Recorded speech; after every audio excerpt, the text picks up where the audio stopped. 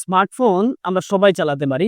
এই ভিডিওটি আপনি পুরোটা দেখলে এআই কিভাবে চালাতে হয়, কিভাবে ব্যবহার করতে হয় আপনি জানতে পারবেন। এই ভিডিওটি পুরোটা দেখবেন এবং অন্যকে দেখার সুযোগ করে দিবেন শেয়ার করার মাধ্যমে। চলুন আমরা মোবাইল ফোনের স্ক্রিনে যাই। তো আমরা প্রথমে প্লে স্টোরে যাই। প্লে স্টোরে যাওয়ার পরে নিচের দেখেন সার্চ আছে, ওইখানে আমরা লিখি জেমিনি। জেমিনি লেখার পরে দেখেন প্রথমেই আসছে গুগল জেমিনি। আমরা শুধু ইনস্টলে ক্লিক করি, একটু সময় নেবে। ইনস্টল হয়ে গেছে। অনেকের মোবাইলে এটা ইনবিল্ট ইনস্টল থাকবেই।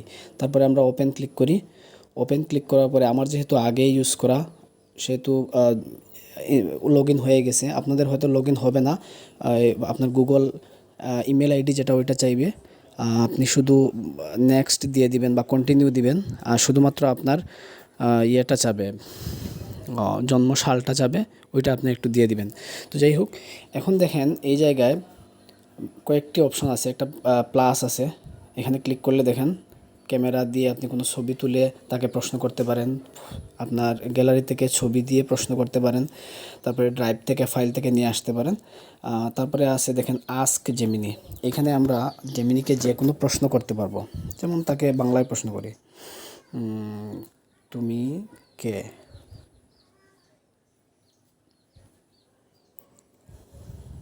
দেখেন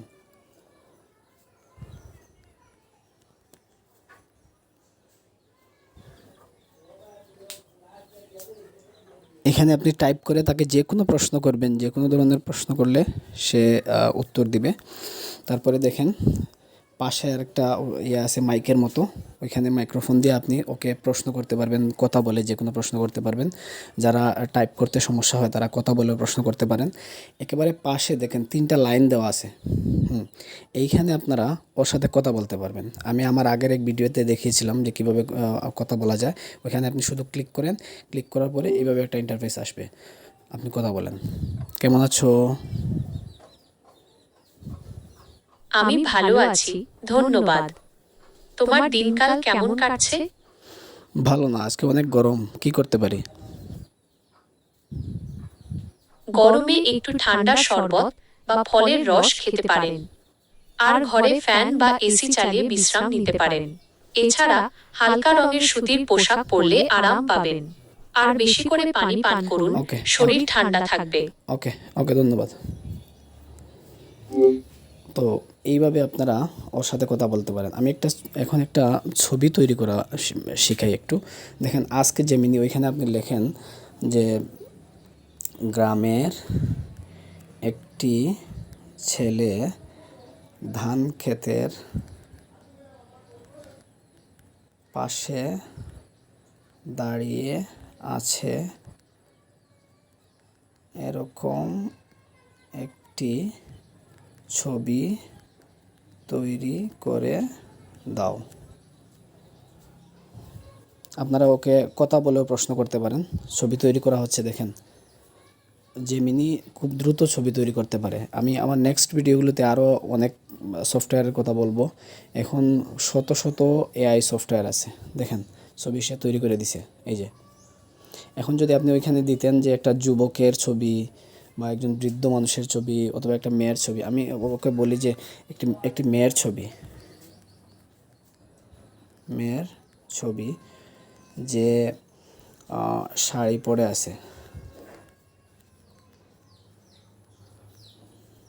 দেখেন